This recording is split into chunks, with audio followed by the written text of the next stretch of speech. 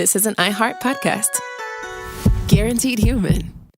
With no fees or minimums on checking accounts, it's no wonder the Capital One bank guy is so passionate about banking with Capital One. If he were here, he wouldn't just tell you about no fees or minimums. He'd also talk about how most Capital One cafes are open 7 days a week to assist with your banking needs. Yep, even on weekends. It's pretty much all he talks about, in a good way. What's in your wallet? Terms apply. See CapitalOne.com/bank. Capital One, N.A., member FDIC. Hi, Kyle. Could you draw up a quick document with the basic business plan, just one page, as a Google Doc, and send me the link? Thanks.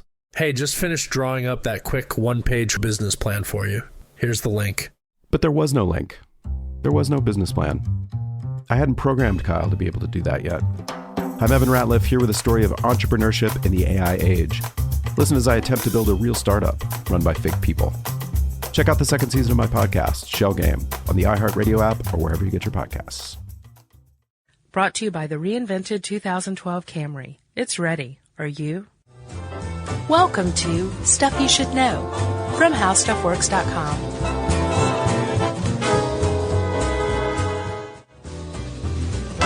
Hey, and welcome to the podcast. I'm Josh Clark. There's Charles W. Chuck Bryant doing a little dance. You always give me away. Yeah. I do secret things for you, and then you immediately say what I'm doing. Yeah. Hey, Chuck just rubbed his butt. I didn't know that they were secret just for me. Yeah, it's my little gift. I had no idea. Thanks for that, Chuck. Friday, dude. It's so good to be recording on a Friday. You have no idea. And it's beautiful out. It's like 80 degrees. Gorgeous. We have a window, so we can see the beauty. Yeah. Or we can actually see that ugly building. The construction in the office is well underway. We've been inhaling volatile organic compounds all week. It's out of hand, actually. Yeah. It's everywhere I turn. There are desks that shouldn't be there and cube walls stacked up. Yeah, it's weird. I can't believe we're not working at home through this whole thing. It's quite an idea, Bryant. Is that a complaint? I don't want to come across as complaining. You're fine. I'm glad I have a job. We don't have a sponsor. It doesn't matter. Okay. Chuck. Yes. Have you ever seen Tourette's guy on YouTube? No. You haven't? He's this guy. He's a hefty guy with glasses and a mustache and often a neck brace. Okay. And he has a foul mouth, an anger problem. Uh-huh. He's fond of using Bob Saget as an expletive. He goes, Bob Saget! That's funny because Bob Saget is a very foul-mouthed He is, surprisingly so. Yeah. I love that about him. That in itself is almost a curse word. Yeah. He's taken a lot of heat because he's very abusive toward his family members. I think I have seen this. I can't imagine that you haven't. Yeah. He says just the craziest stuff. And also, the stuff he's saying is in response oftentimes to questions other people ask or whatever. So really, it comes off as just a jerk. So I went on Snopes to find out if the guy actually has Tourette's. He probably does not. He does. Oh, actually. really? He was diagnosed with Tourette's, but his family admits on the feeling guilty page that he does have anger and alcohol issues that exacerbate things. Okay. So yeah. he may just be a jerk as well. It's possible. Okay. Yeah, but he has raised awareness, one could say, of Tourette syndrome. That's going to be a problem throughout this whole podcast. There is no S. It is Tourette syndrome. Yeah, unless you're just calling it Tourette's. Right. Without the syndrome, then it has an apostrophe S. Right. And the reason why is because it belongs to a French physician, correct, Chuck? Yes, his name was Gilles de la Tourette. Is how I'm going to pronounce it in my faux French. And he was a physician in France in the 1800s. And he did not actually. He was not the first person to report about Tourette's. That was Jean-Marc Gaspard Itard. Yes, very nice. And he described the symptoms of a lady, a noblewoman named Marquise de Dampierre. I am impressed with you, Chuck. Yeah, she was elderly, and she had, sounds like she had Tourette's, and he described them as a tic illness. Yeah. And then later on is when Tourette himself published the study of nervous affliction when he tracked 9 people in a French hospital, and then it officially became Tourette. Right. It became the Syndrome de Tourette. That's right. Yeah. We sound like we could collude at any moment. Yeah. So that's where the syndrome gets its name, right? Indeed.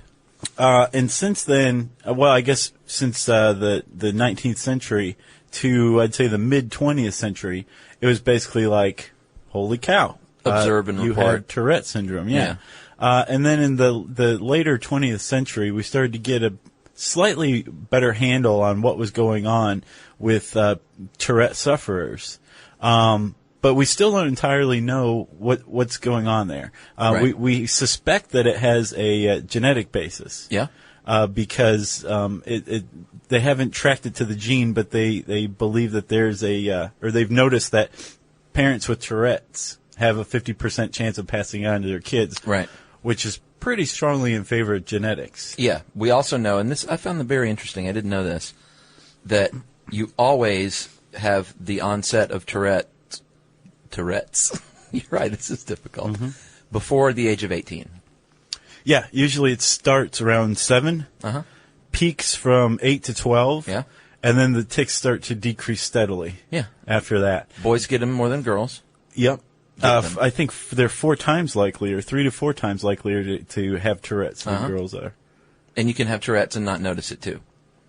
Yeah. Like not have visible tics. It's just the gene is in your body. Right. If it is indeed a gene. Yeah. Let's stop beating around the bush, shall we? Let us talk about coprolalia.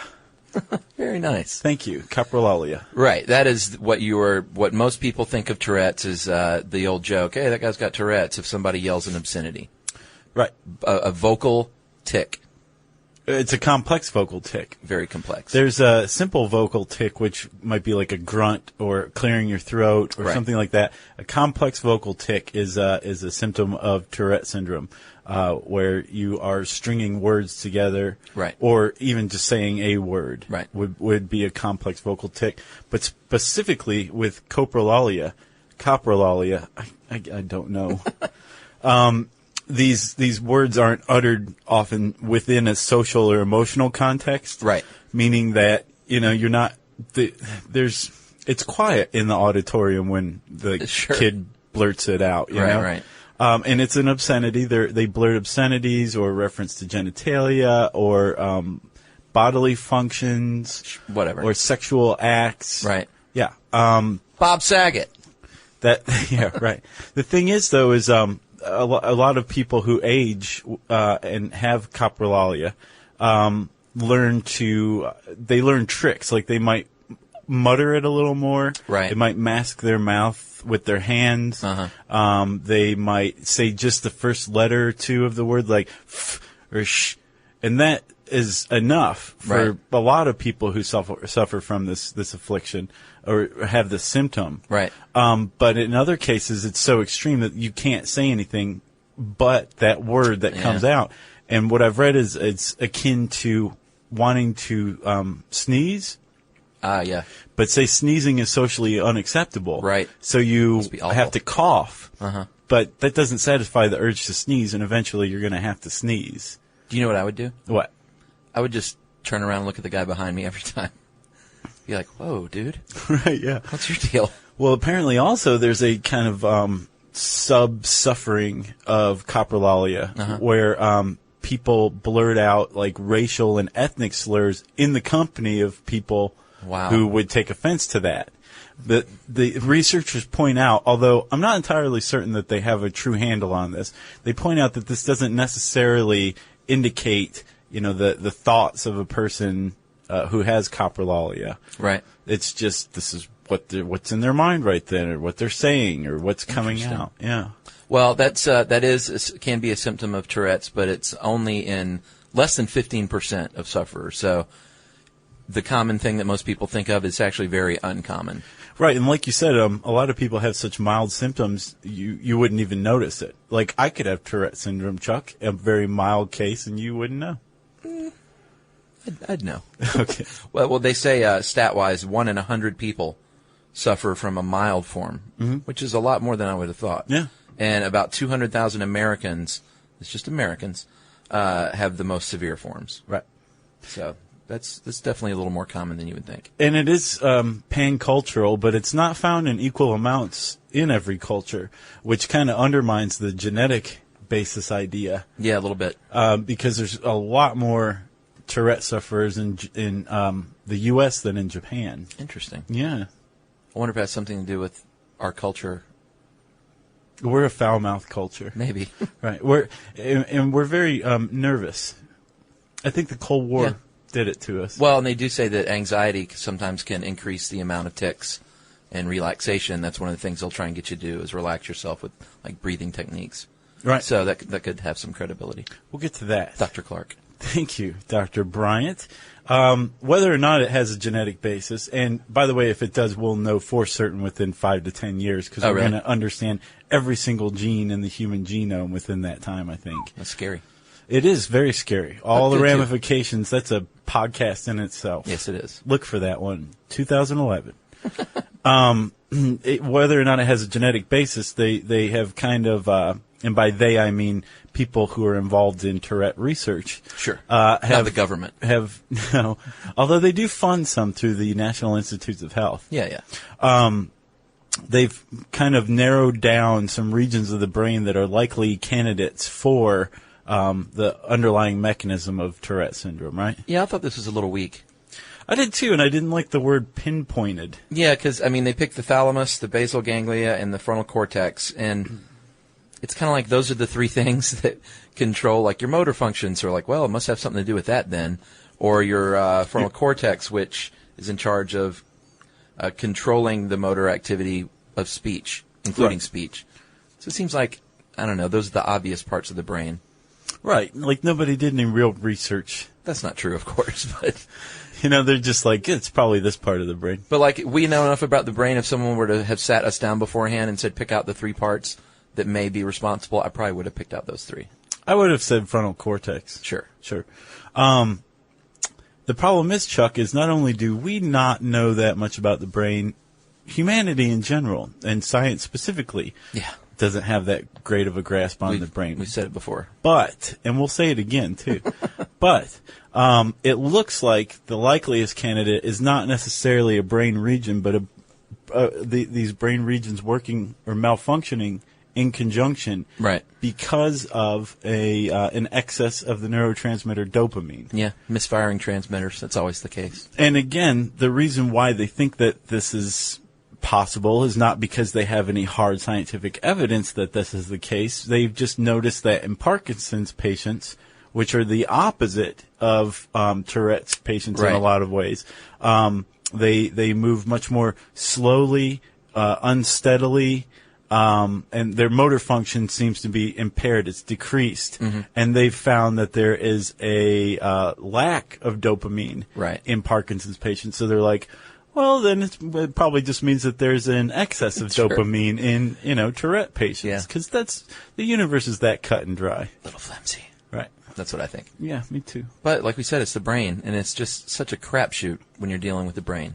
You just don't know. They're doing their best, though. Yeah. Should we talk about symptoms? Yeah, let's. Well, we already covered the obscenity bursting. Coprolalia. Very nice. Thank you. You took the cue. And that is the rarest symptom. More commonly, what you're going to see is like eye blinking, throat clearing, shoulder shrugging.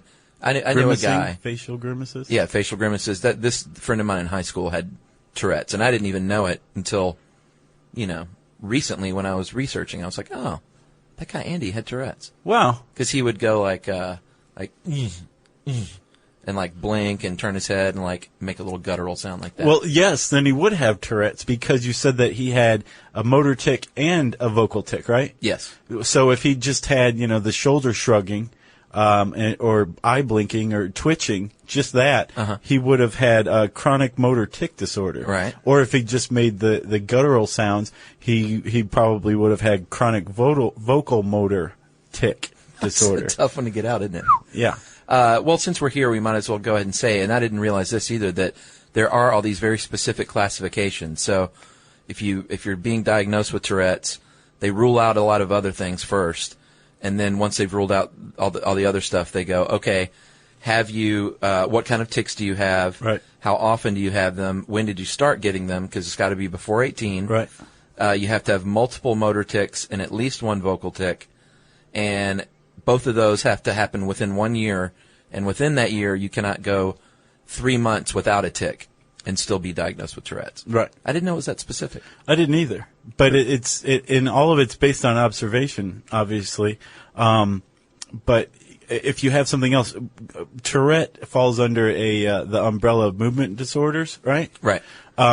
So there's all these different kind of sibling disorders that could be diagnosed rather than Tourette. It's kind of like Tourette is a melange of movement disorders or motor disorders. A melange. Very nice. Thank you very much. We're back to the French, right? Exactly. Support for the show comes from Public, the investing platform for those who take it seriously. On Public, you can build a multi-asset portfolio of stocks, bonds, options, crypto, and now generated assets, which allow you to turn any idea into an investable index with AI. It all starts with your prompt. From renewable energy companies with high free cash flow to semiconductor suppliers growing revenue over 20% year over year, you can literally type any prompt and put the AI to work. It screens thousands of stocks, builds a one-of-a-kind index, and lets you backtest it against the S&P 500. Then, you can invest in a few clicks.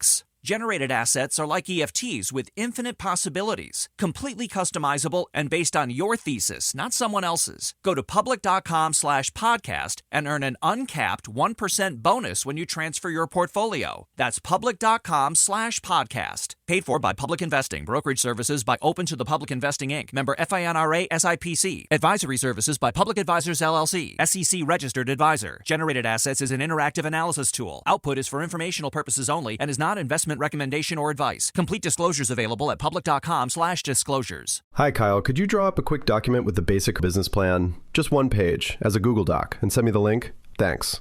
Hey, just finished drawing up that quick one-page business plan for you. Here's the link. But there was no link. There was no business plan. It's not his fault. I hadn't programmed Kyle to be able to do that yet. My name is Evan Ratliff. I decided to create Kyle, my AI co-founder, after hearing a lot of stuff like this from OpenAI CEO Sam Altman. There's this betting pool for the first year that there's a one-person billion-dollar company, which would have been like unimaginable without AI, and now will happen. I got to thinking, could I be that one person? I'd made AI agents before for my award-winning podcast, Shell Game. This season on Shell Game, I'm trying to build a real company with a real product run by fake people. Oh, hey, Evan. Good to have you join us. I found some really interesting data on adoption rates for AI agents in small to medium businesses. Listen to Shell Game on the iHeartRadio app or wherever you get your podcasts. So, Chuck, I jumped ahead a little bit, didn't I? Yeah, that's all right.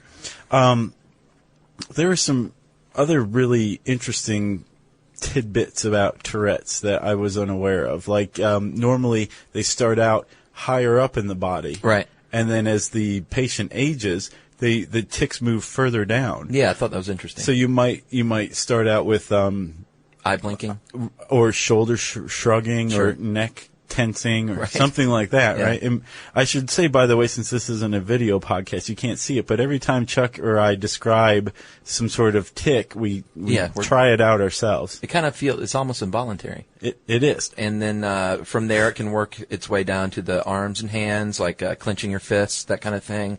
And then eventually down to your feet. So you might stomp your feet really loud, or you might have a hitch in your giddy up, as they say. Who says that? The Tourette researchers? They? Walter Brennan, old westerns. Okay. And then ultimately, Chuck, it can move into the respiratory and alimentary systems. So a tic can manifest as a hiccup or a whistling or belching or a throat clearing or something like that. So it makes this cycle over time. It doesn't necessarily, but it can. Right. And once it starts moving, brother, it's tough to bring back to its original position. Yeah. What happens is there's an urge. They all sufferers describe this buildup they feel. It's like building up in their body, like this urge to do it. Yeah. And then that is satisfied by the tic, whatever that tic is. And sometimes you can, learn to control that a little bit, but they say that you're just kind of putting up the wall, which will be broken at some point, so your tic will be even worse later on in the day. It's like if you're in a business meeting and you're just holding it back, you might get out of the business meeting and have like a really bad tic or something. Yeah. Which is, I guess it's good if you can control it, but you got to know when to let it loose too. Well, yeah, and I imagine that kind of comes with living with Tourette. Like you realize, okay, I'm going to have a really big tic after this business meeting, but if I can hold it during the meeting, then I'm probably better off. Or, if you're alone, I'm sure you just let the tics fly. Right. And also, I was reading about the New York Times has a lot of question and answer blogs about Tourette syndrome. Oh, really? Really interesting stuff. One guy said that he uses his Tourette's as a jerk meter or a jerk sensor. Uh-huh. So, like, he's found that people react very differently, but they can kind of be lumped into two categories. One, people who can look past it and be friends with you, and the other category are people who just can't. And Really? Apparently people who are not down with Tourette's are kind of Sure. I mean, in what way, other than the fact that they're kind of jerks for not being understanding? I think that's enough, don't you? Oh, yeah, sure. I mean, this is something. I don't even know that you could say Tourette syndrome is misunderstood. No. I think the greatest misunderstanding is thinking that all Tourette sufferers have coprolalia. Right. But other than that, I mean, it's not like this is some hidden mystery that everyone walking the planet hasn't heard about, just because it's so fascinating. Right. And it doesn't have any attendant, like, physical problems associated with it. It's completely based on brain function, Right. And although there's not, like, you're not wheelchair bound when you have Tourette syndrome, there are other, I guess, behavioral problems. Right. Or disorders that usually accompany it, or can very frequently, right? Yeah, obsessive compulsive disorder, and ADHD, which is adult. Attention deficit hyperactivity disorder. Yes. Thank you for filling in the blanks there. And they're not always linked, but a lot of times they are. Like a child, if you've been diagnosed with Tourette's and you're a kid, many times you'll be diagnosed with OCD or ADHD afterward. And not only that, but sometimes you can have disorders as a result of Tourette's, like a sleeping disorder or a learning disorder, because of the Tourette's. Right. And I know that 25% of Tourette sufferers have ADHD, which is a pretty strong link. But I also wonder if some of it has to do with misdiagnosis. Maybe. The one that I kind of bought into was the OCD Tourette link. Yeah, you're 20 times more likely to have OCD or symptoms of OCD if you have Tourette's. Yeah, That's and pretty high. Parents who have OCD have a higher likelihood of having kids with Tourette syndrome. Right. So there's a little something there. Something linking them. A little something. So Josh, let's say one of us has Tourette's, and we want to try and rein it in some. What can we do?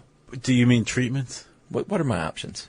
Well, I think probably the gentlest option is behavior modification, behavioral therapy. Yeah, Josh, and habit reversal therapy is one of the behavioral therapies they'll use a lot of times.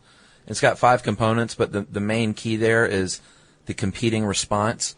Right. So if you feel a tic coming on, and oftentimes you'll do the competing response is sort of linked to what your tic is. So if you have like a shoulder thing and you feel a tic coming on, you will like really relax your shoulders or roll your shoulders and like roll your neck around or something to try and like fight back the tic. Right. You want to use the same muscles to create the opposite movement, though.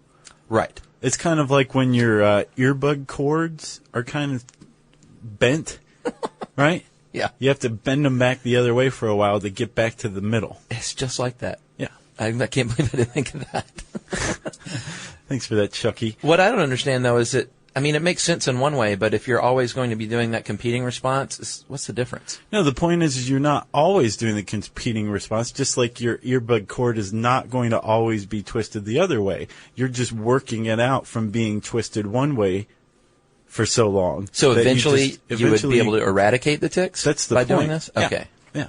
I thought it was just to keep from doing the tic, and I thought, well, what's the difference between shrugging your I see shoulder that up point. and down? No, I think that it's to eventually get to the point where you're not having those tics any longer. Gotcha. There's also regular, straight-up, good old cognitive behavioral therapy, which mainly focuses on relaxation techniques, identifying and dealing with stressors, because, like you said, Tourette syndrome is often set off by emotions, stress, right? Mm-hmm. There's drugs. There's drugs. There's always drugs. You want to? These are tough, man. This is dicey, and I think that these are generally reserved for people with Tourette syndrome that really interferes with their daily life. Yeah, if you can't get it through behavior modification and it's more than a nuisance, then you might want to look into something like an antipsychotic, Josh. Yeah, like Pimozide or haloperidol or something. Yeah.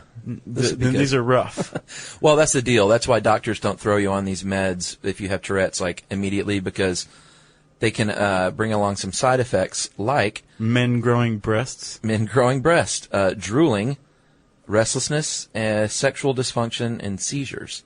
Yeah. So in a lot of ways, the cure can be worse than the disease when you're using antipsychotics to treat Tourette syndrome. Sure. Since it occurs in conjunction with ADHD or OCD, a lot of times the doctor will just piggyback the Tourette treatment onto treatment of ADHD or OCD, right? Yeah. So if you have OCD and Tourette syndrome, you're probably going to be prescribed a SSRI like Zoloft or Prozac or something. Yeah, the big P. And then like Ritalin or something to treat ADHD may help alleviate the Tourette syndrome too. Yeah.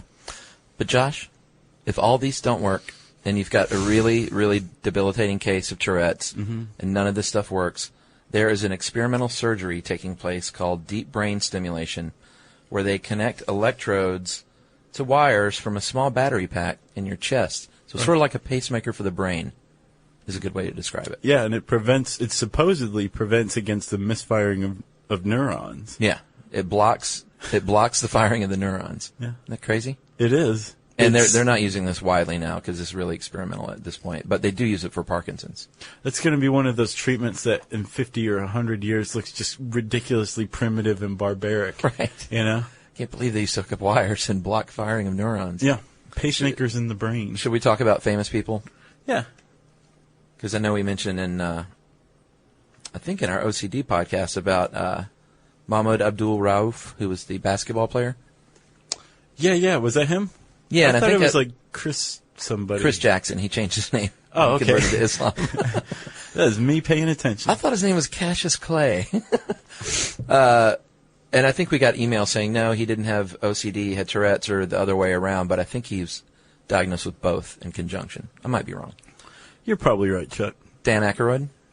I had no idea. Yeah, one of the Blues Brothers. Yeah. Pete Bennett, who apparently was on Big Brother, which apparently is a TV show. I have not heard of this. I haven't either. James Boswell, he's a writer. Jim Eisenreich, he's a Major League Baseball player. Mm-hmm. I think for the Cardinals, maybe. We'll find out. And who else? A little guy named, like to tinker on the piano, named Mozart. Possibly. That's that might be false. They don't know for sure. And then a few other people I haven't heard of. Goalkeeper for Man U, Tim Howard. Yeah, I'm more of an Arsenal guy. Really? Yeah.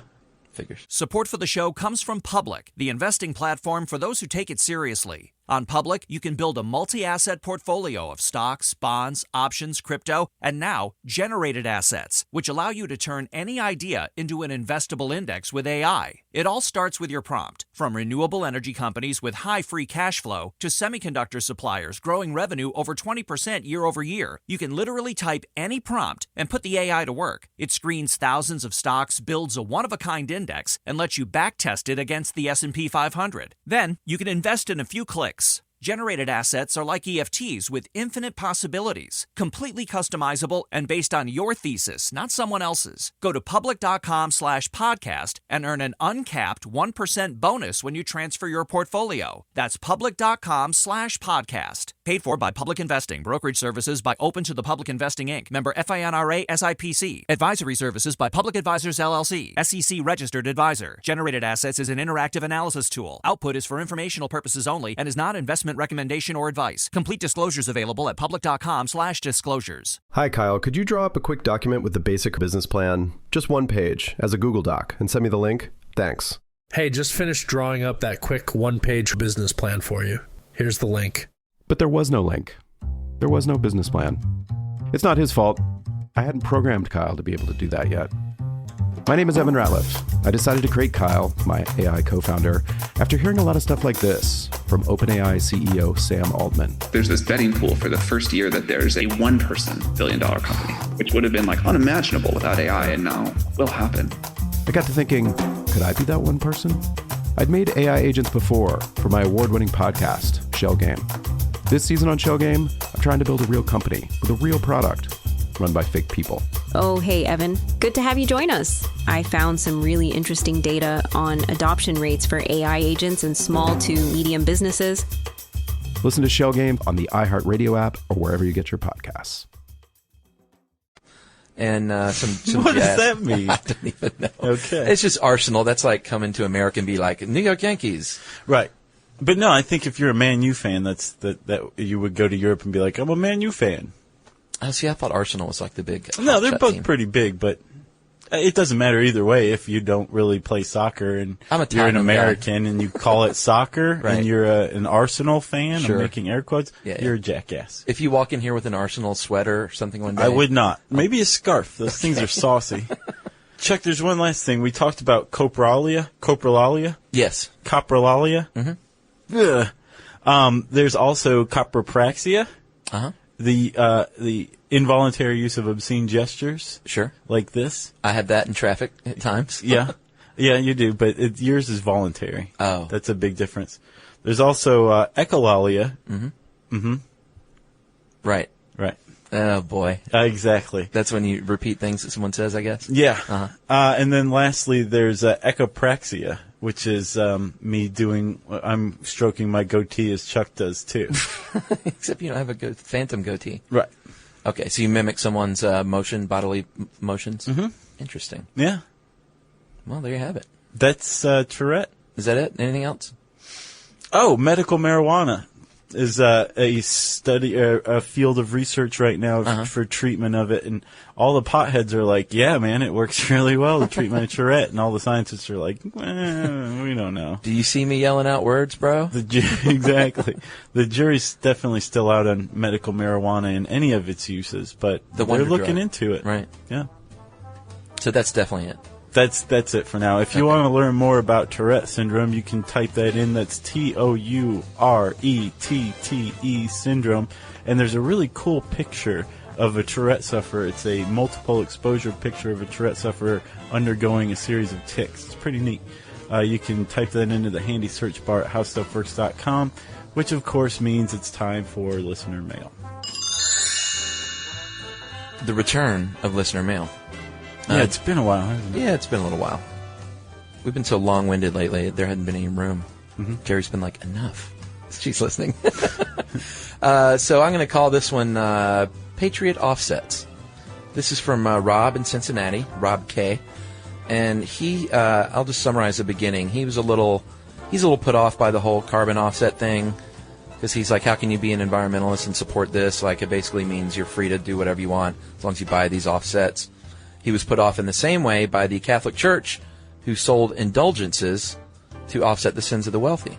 We got a lot of email about this. Apparently, that I said something about a karma offsetter, and they said indulgences are kind of like that. Yeah. So he was put off by that, and they were very popular. So he says, in the spirit of the carbon offset, Josh and Chuck, I am now creating the Patriot offset. Okay. Because I have noticed once or twice in the blogs that you two get a few people who are a bit close-minded and question your patriotism. Yeah, that happens from time to time. Yeah, they think we're Some not- guy asked not me if I patriots. served in the military, very mockingly. Oh, really? Yeah. You should have said, yeah, Howard Stern always says that he was in Vietnam when he wasn't. He tells these big, long stories about it. Nice. I have 15 years in the Army, with 3 deployments so far. For the simple price of a shout-out on the podcast, I'm willing to give each of you a year of my Army time and, let's say, 3 months of peacekeeping deployment in Kosovo. Awesome. You guys had a blast, trust me, he says, in Kosovo. So next time anyone calls you a hippie or anything like that, just tell them that you bought your service to your country and you are true Americans. And that is from Rob. So we now have served a year in the Army. So do we get a year each or a year combined? Were we in the same platoon, same unit? Or did we do any like search and destroy missions? We need to come up with this stuff. I think we were definitely probably bunk mates.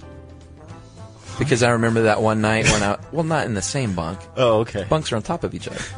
I just remember being on that top bunk that Jerry night liked that one when you beat me with the bar of soap in the towel along with all the other guys. You were asking for it, Squealer. You shouldn't screw things up for the rest of the platoon. I had to wipe down the latrines because of you. Yeah, sorry. Pile? Well, I got it in the end with the soap. You certainly did.